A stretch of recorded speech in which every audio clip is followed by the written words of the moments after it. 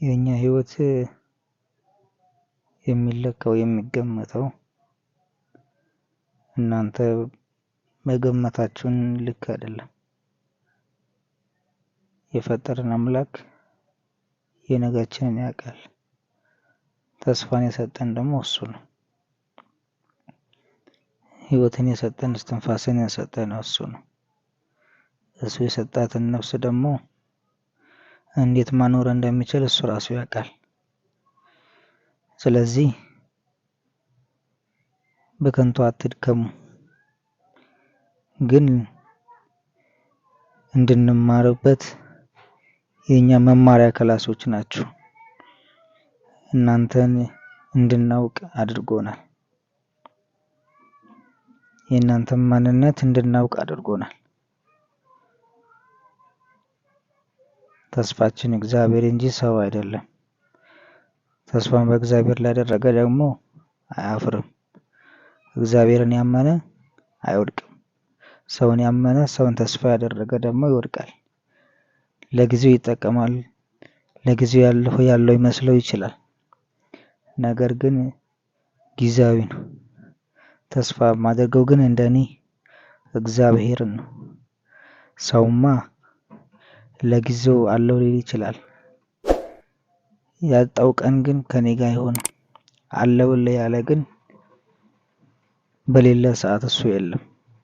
ያለ ሰዓት ግን በሚኖርህ ሰዓት ጊዜ እሱ ካንተ ጎን ነው።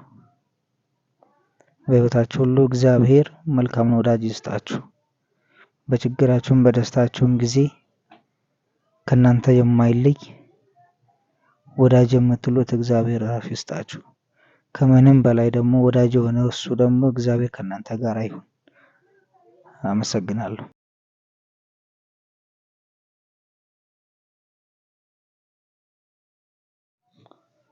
ዛሬ ላይ ያላከበራችሁ ነገ ታከብሩናላችሁ። ዛሬ ያልፈልጋችሁ ነገ ትፈልጉናላችሁ። ዛሬ ላይ ባለንበት ሁኔታ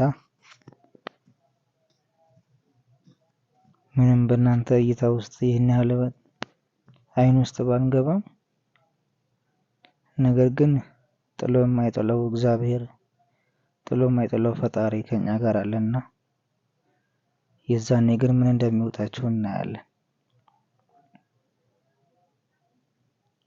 እናንተ ታዩናላችሁ፣ እናንተ ትጥሉናላችሁ፣ እግዚአብሔር ግን ያነሳናል።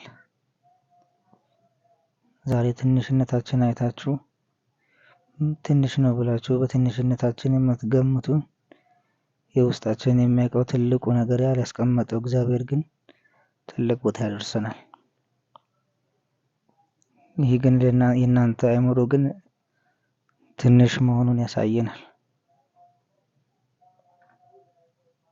ቢያንስ ሰው እንደ ሰውነቱ መከበር አለበትና ሰውን ባትንቁ መልካም ነው። ሰው እንደሚገባው ክብር ለሰው ልጅ ክብር ስጡ።